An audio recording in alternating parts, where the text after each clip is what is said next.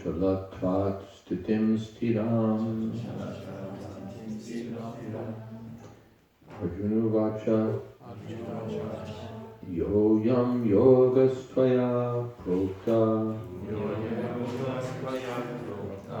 samyena madhusudana etasyaham na pashyami chanchalatvat stitim stiram. Yeah. Yo yam yogastvaya prokta. Yo yam yogastvaya prokta. Samyena madhusudana. Samyena madhusudana. Etasyaham na pashyami. Etasyaham na pashyami. Chanchalatvat stitim stiram. Chanchalatvat stitim stiram. Yo yam yogastvaya prokta. Yo yam yogastvaya prokta. Samyena madhusudana. Samyena madhusudana. Etasyaham na pashyami. Etasyaham na pashyami. Chanchalatvat stitim stiram. Chanchalatvat stitim stiram. Arjunovacha Arjunovacha Yoyam yogastvaya prokta Yoyam yogastvaya prokta Samyena madhusudana Samyena madhusudana Tasyaham na pashyami Etasyaham na pashyami Chanchalatvat stitim stiram Chanchalatvat stitim stiram. Ladies?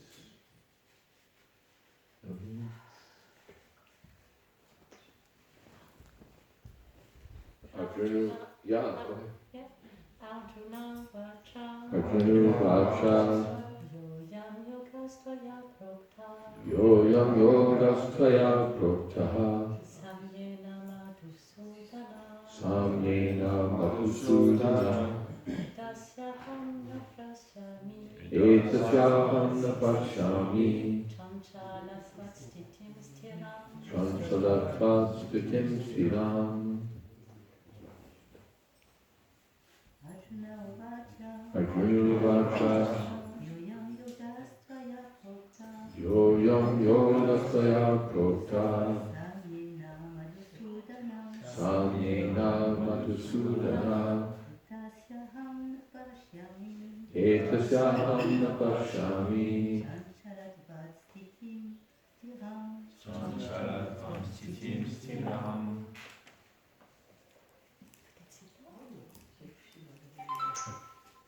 Arjuna vacha. Arjuna said, Yaha ayam. This system. Yoga. Mysticism. Tvaya. By you. Proktaha. Described. Samyena. Generally. Madhusudana. O killer of the demon Madhu. Etasya. Of this. Aham. I. Na. Do not. Pashyami. See. Chanchalatvat. Due to being restless. Stitim. Situation. Sthiram. Stable. Arjuna said, O Madhusudana, the system of yoga which you have summarized appears impractical and unendurable for me.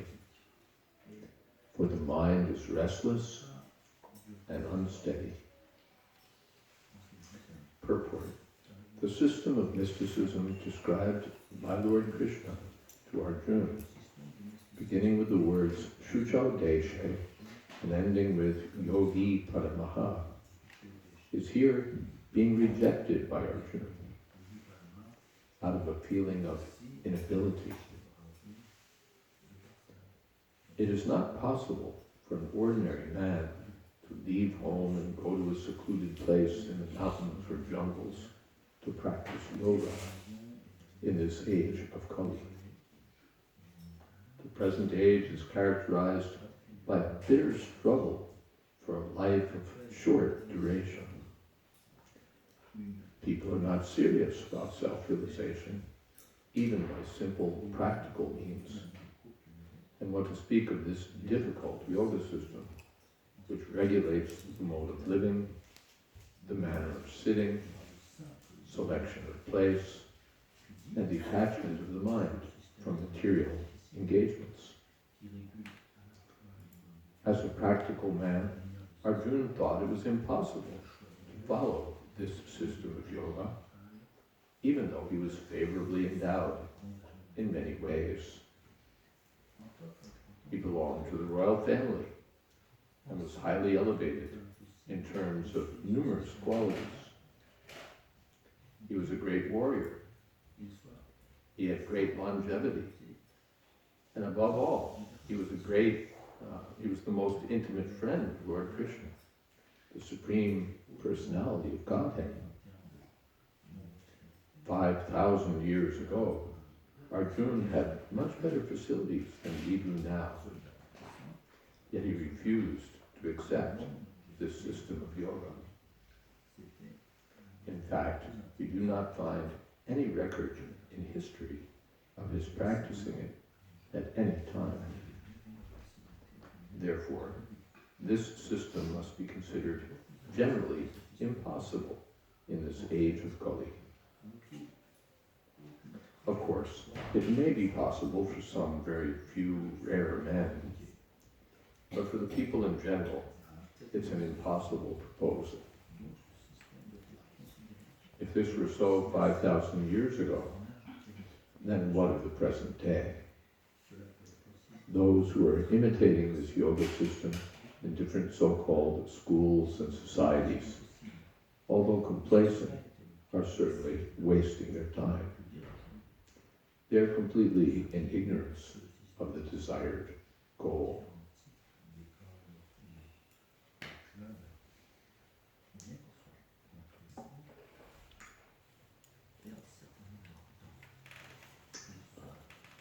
Om Agam Timidan Tasya Gyananjana Shalakaya Chakshun Militam Jena Tasmai Shri Gurave Namaha Shri Chaitanya Manopistam Sthapitam Jena Bhutale Swayam Rupa Kada Mahyam Tadhati Shapadantikam Vandeham Shri Guru Shri Jatapada Kamalam Shri Gurun Vaishnavanscha Shri Rupam Shagrashatam Svahagana Raganathan Vitam Stam Sajimam Shadvaitam Shabadhutam Parijana Sahitam Krishna Chaitanya Devam Shri Radha Krishna Padam Sahagana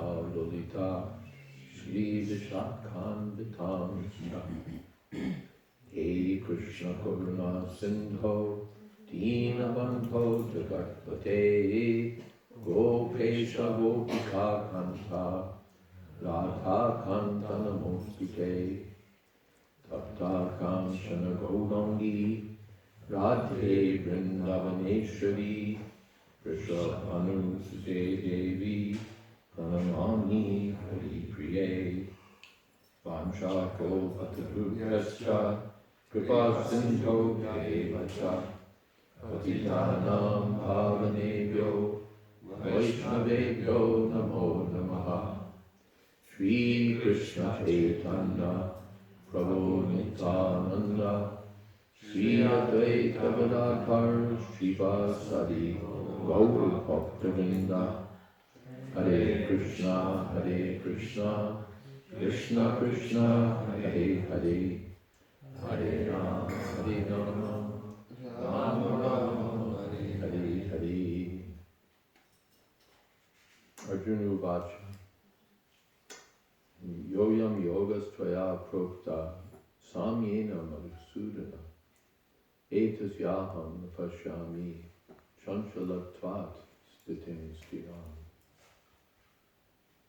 Lord Krishna has described to Arjuna the system of yoga. One almost thinks that the purport that Srila Prabhupada wrote here was written in a different time and context when people thought of yoga as something spiritual. Back in the 1960s, when Srila Prabhupada was writing, people thought of yoga as a genuine path of spiritual advancement, that you could come in touch with God, you could achieve self-realization by yoga, by which they meant the sitting postures and meditation and all of that. These days, as far as I've seen, that yoga no longer exists in that context. It's just, we want to look good, we want to feel good. That's yoga, right?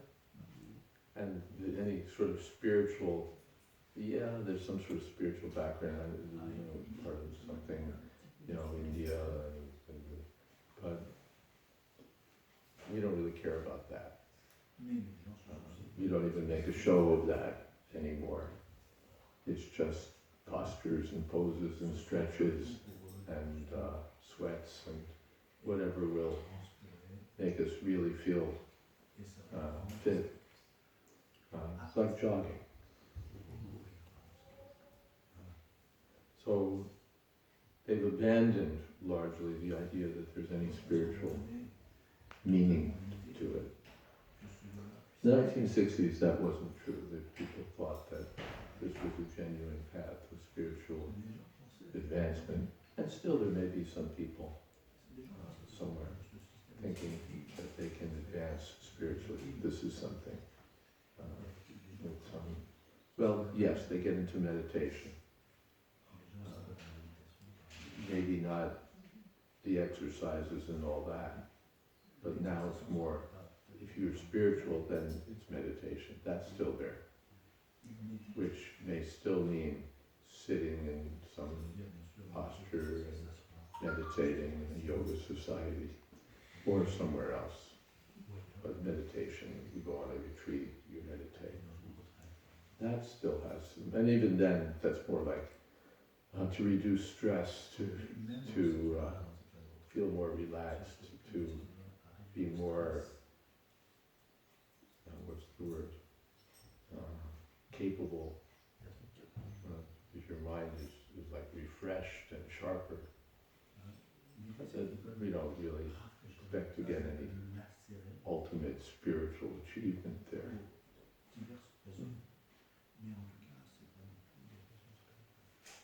Well, this is Kali Yuga. People aren't interested in spiritual advancement. For the most part, that's not what we care about. We care about now. We care about here and now. We care about enjoyment. And we don't care so much about spiritual realization. Prayana Payusha Shabya Kalabasmin Yugejana Manda Sumanda Matiyo Manda Bhagya Yugabuta in Bhagavatam.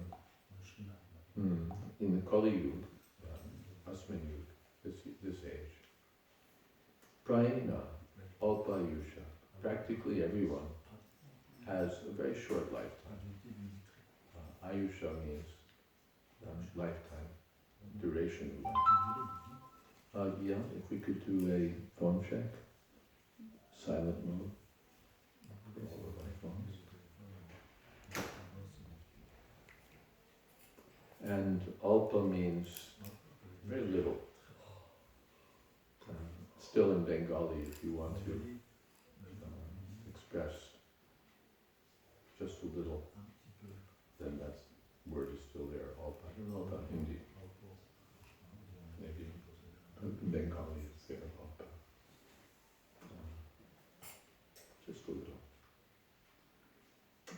Alpayusha. In previous ages, Kritaya Jayato Vishnu, in the Satyuga, in this Ashtanga Yoga was the standard method of spiritual advancement. People would live for 100,000 years. That was the life expectancy. Now, it's less than 100 years. 80 something is kind of, 84 or something like that is your standard life expectancy at birth in developed countries, so-called developed countries. Not much time. Alpayusha Shabya. And Kalavasmin, Prayan Alpayusha Shabya Kalavasmin Yugajana. In this age, the jana, the people in general, have a short lifetime. And manda. Manda means slow. You have that expression in English at least. If someone is mentally not quite really dull, we say they're slow. Jayadvaita is not a bad guy, but he's a little slow. It means dull-headed. So, in this age, people are dull. In Ayurveda, when the force of digestion is weak, that's called mandani. Weak digestion, slow digestion. Manda. In Kali Yuga, people are manda. They're slow. Everyone is a slow. And manda and subata matya, sumanda matya. And if anyone is interested in achieving a higher level of life, sumanda matya, then they're misguided by so many cheaters. So much rubbish is there. It's basically business. Give your money and we have courses, we have intensives, we have retreats, we have more courses, and people are easily cheated. People are easily cheated. Are you Vasudev, by the way? Is that this boy's name? Yes. Vasudev.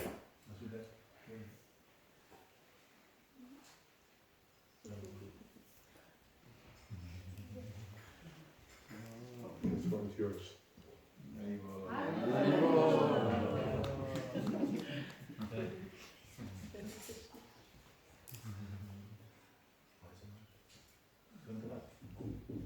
So manda to manda matya. Very good point.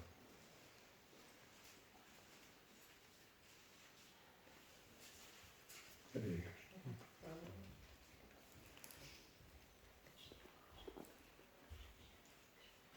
So much rubbish is there in the name of spirituality, in the name of God realization, self-realization. There's so many cheaters waiting to take your money or exploit in different ways. In Prabhupada's time, the yogis were there, teaching various methods of spiritual realization.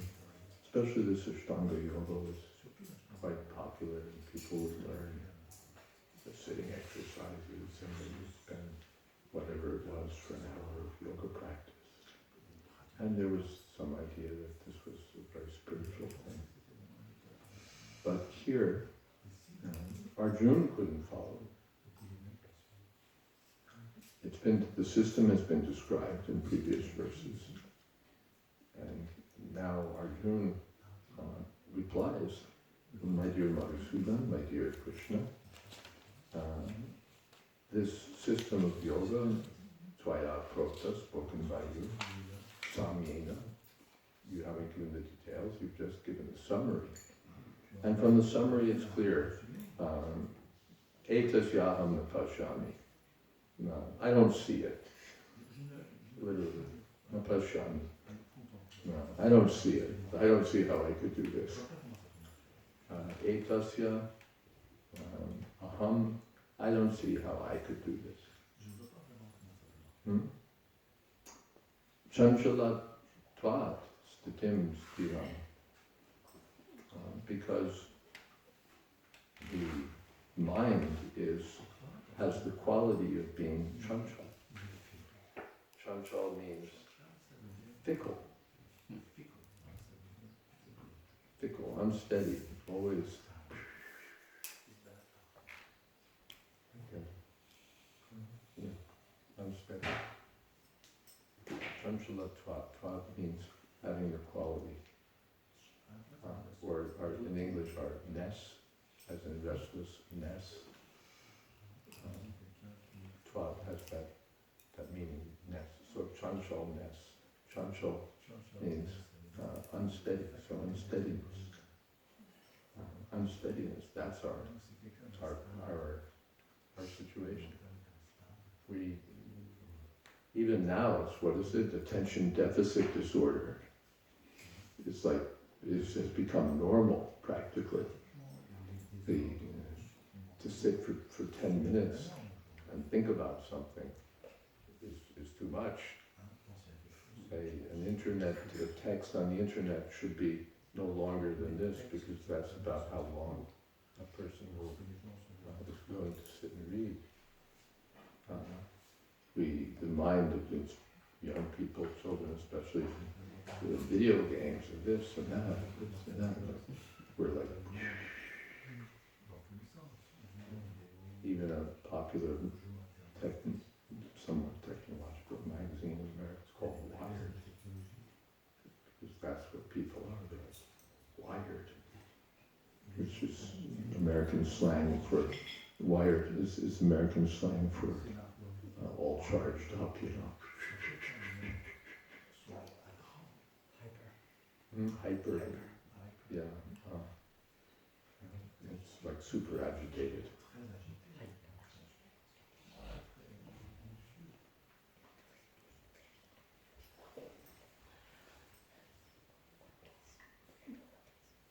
Well, where's our patience? We always want something new, something different, something unusual, something, what's the word? Sensation. Something that makes us go, yeah. The mind is not peaceful. In Satya Yuga, people's minds were peaceful. We can hardly imagine what their minds were like in Kali Yuga. Even here we come to New Mayapur, and even though we're hearing about disagreements and disturbances, but compared to Paris, this is a picnic.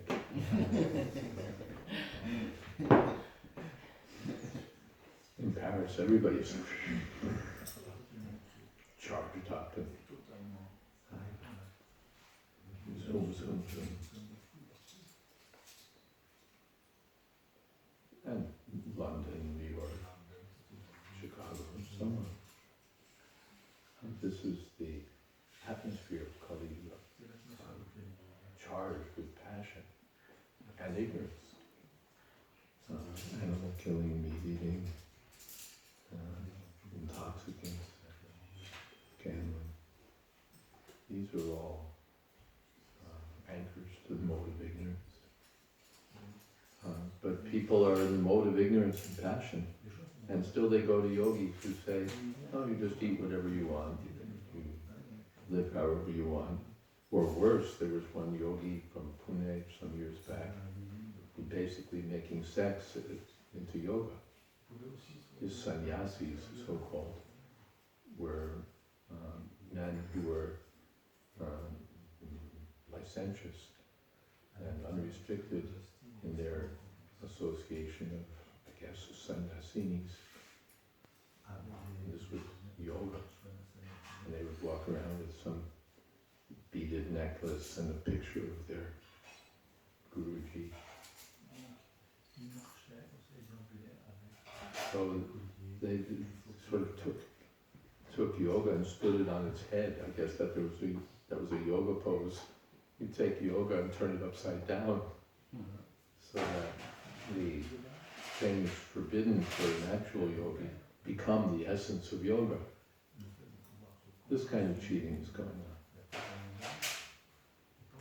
So the mandapagya, because people are slow, misled, short-lived, on top of that they're also mandapagya. Very unfortunate. Very unfortunate. And upavruta means always disturbed. This is the atmosphere of Kali Yuga. So meditation was possible in previous ages. The system of yoga Lord Krishna described was possible. And we hear about yogis who would meditate for 20,000 years, 40,000 years, 80,000 years. They did it. Their minds were so peaceful that they could control the mind. What is that? Anatmana prashantasya paramatma samahita. One whose mind is peaceful. The super soul is already reached. The mind. I was thinking about that, by the way, and you can see what you think if it makes sense to you. In relationship to chanting Hare Krishna, when the mind is going here and there, then we're not so Krishna conscious. Our chanting is what we would call inattentive. But when the mind becomes inattentive, it becomes attentive. When it becomes peaceful, then Paramatma Samahita, practically speaking, we come in touch with Krishna. And our mind is focused on the sound of the holy name of Krishna. Then Krishna's there. So that's possible in Kali Yuga. To fix the mind on Krishna through chanting, that's possible. But to fix the mind through going to a holy place, who can go to if they go to a holy place, it's like for a week, and they have to get back to New York.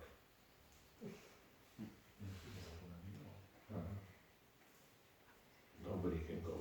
Yeah, probably give sort of concession. Maybe there's someone. But for the ordinary person, he can't just leave everything behind and go to the Himalayas to practice yoga. Nor is he going to lay down kusha grass and a deer skin and just sit peacefully, fixing his eyes half open and half closed on the tip of his nose. It's not going to do it.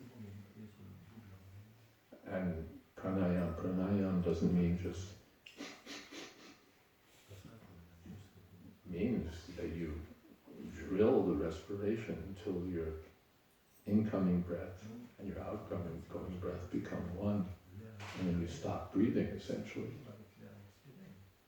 Kumbhipak yoga, it reaches equilibrium so that breathing practically stops. Are we going to do that?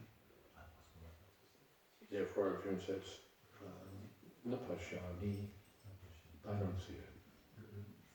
Not possible. And he was so qualified, Prabhupada mentions. So the summary is that what people usually think of as yoga is something that's gone, that was meant for 5,000 years ago, and that we can't practice. Or most of us, practically all of us, are unable to practice.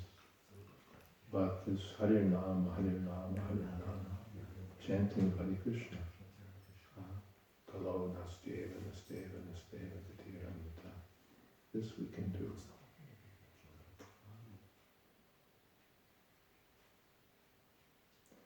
in the coming verses, Krishna, Arjuna, next verse, Arjuna will speak more about the mind. We'll come to that tomorrow. But for now, we'll see if there's some questions. And our intention is to stop on time tonight.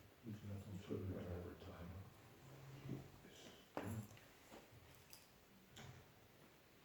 Unfair.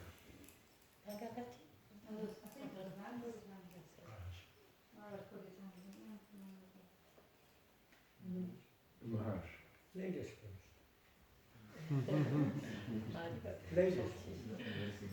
Ladies first. Ladies first.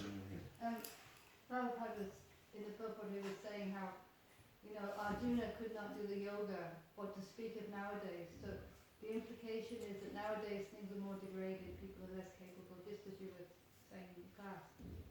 But for most people that's a surprising thing because they think we are more advanced now. They think that. Because we have technology and, More advanced than when? then back then, But then people lived for 100,000 years. You don't know what then was. And their minds were peaceful. Even the revved up people of the present day may be willing to admit that 30 years ago, 50 years ago, life was simpler, life was 100 years ago. Life was simpler, life was more relaxed. You haven't advanced in peace of mind.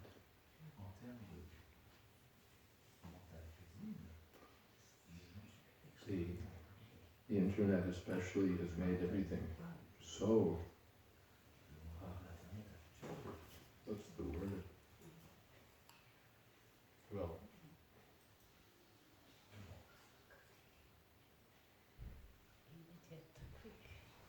revved up, so passionate, so people fighting wars on the internet. Anyway, I don't want to go into the internet, but it's just talk that we're more advanced, we're more advanced. What kind of advanced are we? We're more advanced in fighting. Even if you think we're more advanced in weaponry. We're more advanced in cheating. The internet certainly has given you that, scams and phishing and all those different ways of exploiting people on the internet. We're more advanced in that.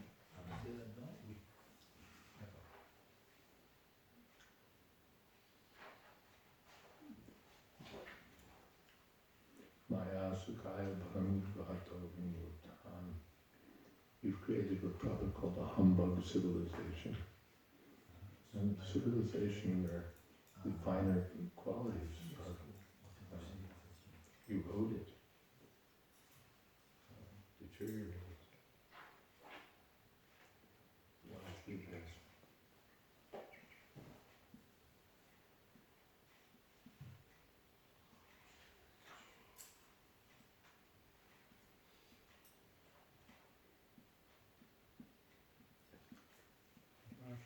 It fits into Bhaktisiddhanta Maharaj's definition of our present state. He says it simply creates turmoil and annoyance.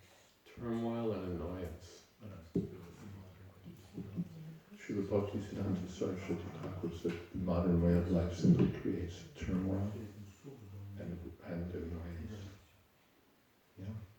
I was wondering, Maharaj, this verse is talking about the practice of Ashtanga yoga or whatever, that type of yoga, hatha yoga. Is there another, you clearly explained the, say, people's motivation for this kind of activity, but we see that quite often in our own endeavors to preach in the Western world, maybe in India too, that can we use this as a means to We've talked about yoga, can we use it as a means to for introduce people spreading to Krishna connect consciousness? people to Krishna consciousness? Well, in theory, everything can be used.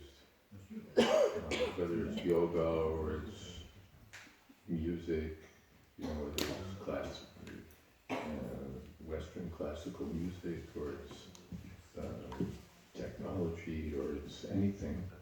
In theory, everything can be used for Krishna. And if it works, then we say, well, it worked.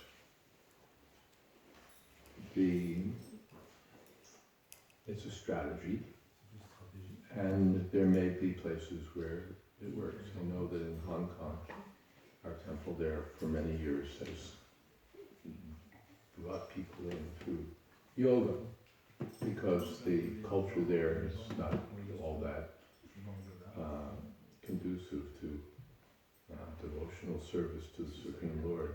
Yoga seems to be more attractive to people, and people have become devotees through that. So certainly it's possible. Whether it's the best strategy is another question altogether. Whether it attracts people, or whether it attracts people who are actually interested in spiritual life, or it attracts people who really aren't interested at all and don't want to be interested. There's generally, I think, those who take the preaching method of teaching asanas and so on. They find that the audience, first of all, is overwhelmingly female. I had some conversations with one of the original editors of one of the first yoga magazines, Yoga Journal in America. And he'd started it with the idea of a serious journal about yoga as a form of self-realization. And he quickly found out that his audience was almost entirely female, and that what they were interested in was health and beauty, and not hardly at all anything spiritual. So if you set up for yoga, the likelihood is that that's what you're going to attract, young girls or older women even, who are interested in looking good or feeling better. And then you have now you've attracted them, so they are coming to your place. But now you have the formidable task of sort of getting them to switch tracks. We know that you came here for health and beauty, but we'd like to introduce you to something entirely different. That may be a hard sell. Or it might be perceived even as what they call bait and switch. We sort of get you in the door by offering one thing, and then when you come, we say, well, we don't really have that. We have something else which we think you're going to be interested in. So it becomes, that's a practical difficulty that those who take that method have to deal with. Now, still they may say, well, but if we get 2% of the people, we got somebody. So I don't want to argue against it. It's a strategy, and where it works, it works. It has another aspect in some places, like in New Zealand. They're quite involved there with David Raj's Love preaching program for many years. That they're registered, to get facilities, to get, just established basically. It's a good foundation or a good format to present as a yoga club facility. And so they do, they have almost every evening yoga classes. Now, as you said quite rightly, 90% are usually ladies, and the remaining 10 are usually gay. True. Sometimes more percent gay, but those two categories. Ladies and wannabe ladies. Yeah, 99% we could say in that category, practically speaking. But they get money from it. It maintains their preaching program. They don't make active devotees, they make supporters. They make friends, they make persons who are, going to back us up when needed. And it gives a monetary income for the grihasta devotees, those who are inclined towards cooking for them. They get prasadam. And frankly speaking, it's just a clever way of facilitating the devotion. Deva Maharaj, if you talk to him and say, almost every devotee has come through book distribution. And he's made 250 new devotees in New Zealand in the last 20 years. Initiated devotees. Good preachers, most of them. And through book distribution. Yeah, book distribution. But this helps to facilitate the arena for people to become, absorbed in Harinam. Thank you. That's a good explanation. As a business, that's a whole different story. And it works. If it works in that way, Yeah, they got Sure. it down. They got it down very nicely. thank you for explaining. So, as a way of earning a livelihood, why not? Only not the brahmacharis. It's only the. Not for brahmacharis. Not for brahmacharis. They do the books. Yeah. They do usually they like kirtan. And oftentimes in these programs, a part of it is they introduce them to kirtan, chanting. That can change everything. So, it does have sort of like a gateway for that more So than. that's the way we get you over the hump. If you're interested in yoga, you'll probably like chanting. Okay.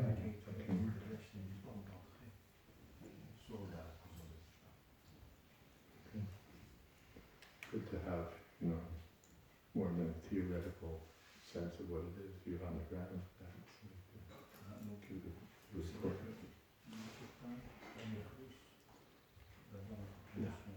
Yeah, the same discussion. So here, like in New Mayapur, we have many volunteers coming from the woofing program, and most of them are come in the idea of yoga, and they are nice, Nice people. nice people. Although they are nice people, sometimes we could be a little fed up with these so-called yogic ideas and just, always same kind of, things like that. But also, maybe we can see these people are purified basically. They are vegans, vegetarians, yoga, karma, reincarnation, this and that, and simple life.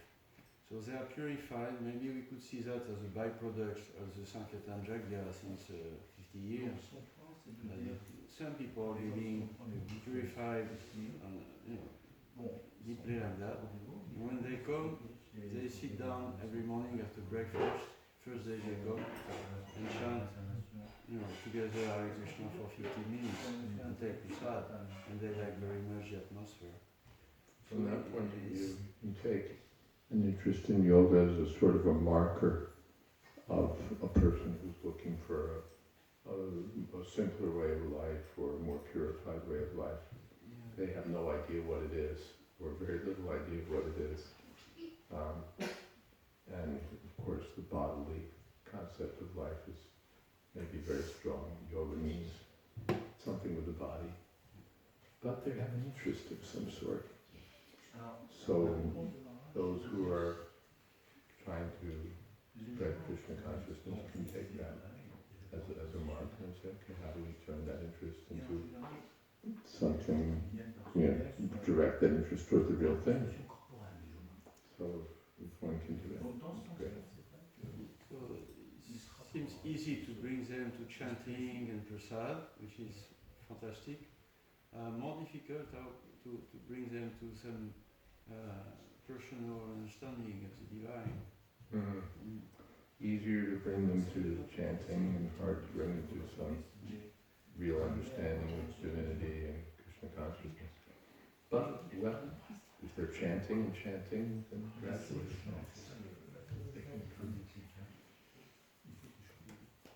chanting prasadam, and then down the line we hope they'll understand something more.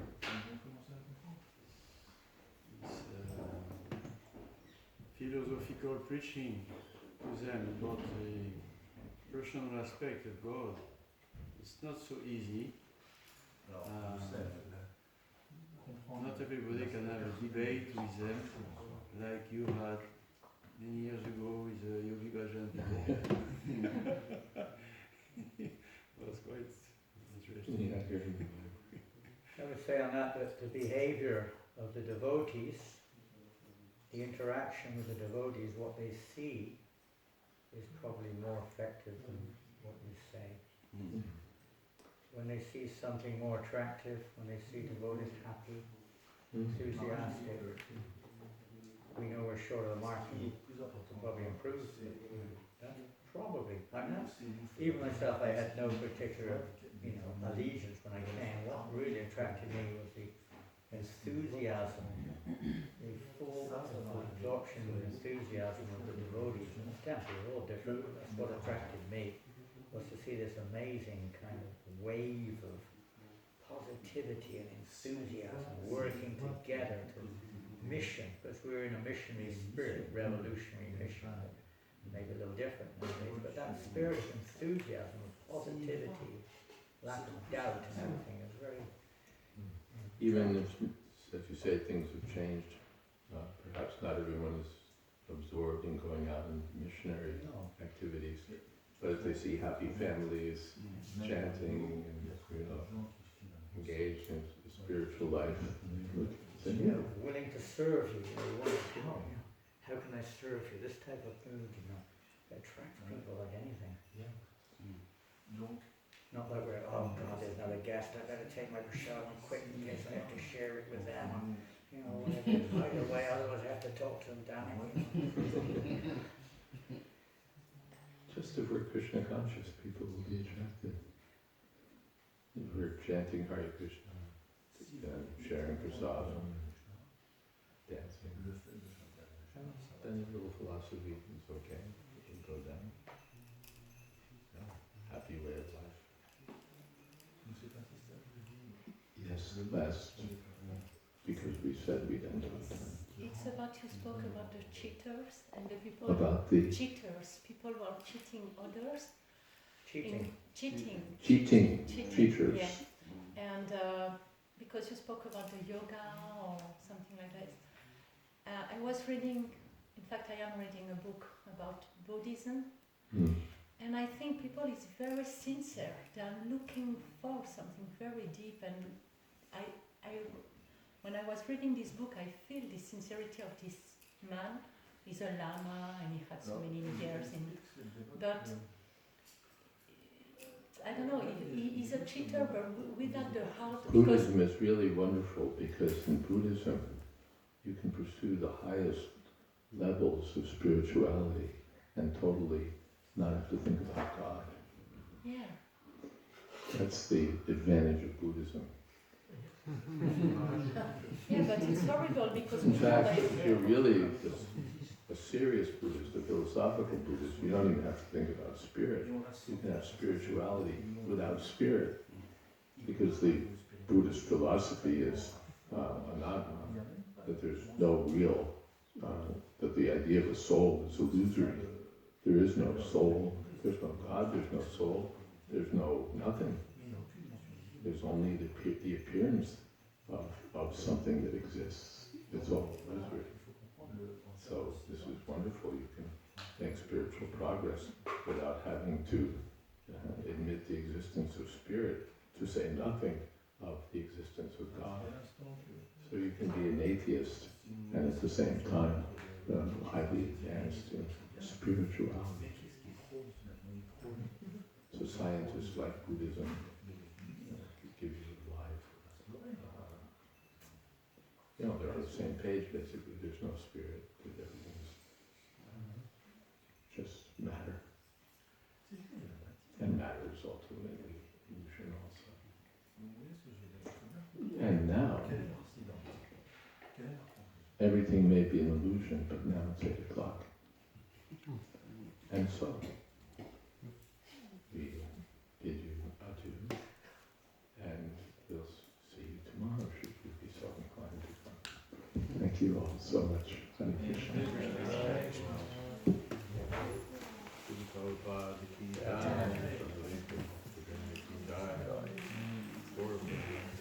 Jai.